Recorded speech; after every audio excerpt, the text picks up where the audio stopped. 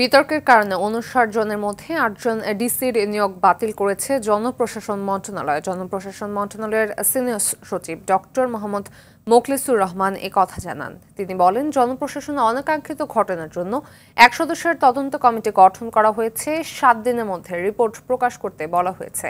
এর আগে নিয়োগ পাওয়া ৫৯ জন জেলা প্রশাসকের নিয়োগের প্রজ্ঞাপন বাতিলের দাবি জানান বঞ্চিত উপসচিবরা। কাল থেকেই তারা সংশ্লিষ্ট সচিবের দপ্তরে জড়ো হয়ে এই দাবি তোলেন।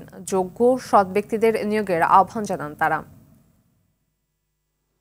বঞ্চিত যারা ছিল তাদেরকে বাদ দিয়ে আগের সরকারের যারা সুবিধাবাদী বা সুবিধাভোগী তাদেরকে প্রদান করা হয়েছিল, বাতিল করে দিয়ে এইখানে সত্যিকারের যারা মেধাবী, যোগ্য এবং সততা, মেধা এবং দক্ষতার যোগ্যতার ভিত্তিতে নতুন করে পদায়ন। জেলাগুলোর নাম বলি ৮টা জেলা, এরা অলরেডি নো মোর দেয়ার। তারা আগের যে পদ পদবি ছিল, যেমন একজনের কথাই বলি, উপসচিব তথ্য ও যোগাযোগ প্রযুক্তি বিভাগ, এটা তার আগের পোস্ট ছিল।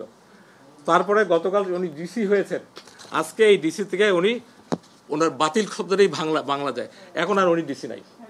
একটা হলো লক্ষ্মীপুর, আরেকটা হলো জয়পুরহাট, কুষ্টিয়া, রাজশাহী, সিরাজগঞ্জ, শরীয়তপুর, দিনাজপুর, রাজবাড়ী। আমাদের ৩৪ জনের কথা ছিল, তার মধ্যে ৮ জন তুলে ফেললাম। ৮ জনের মধ্যে একজন বাদ, সিলেটের ৮ জন। তাহলে এই ব্রিফিংটা আমরা ক্যান্সেল করেছি।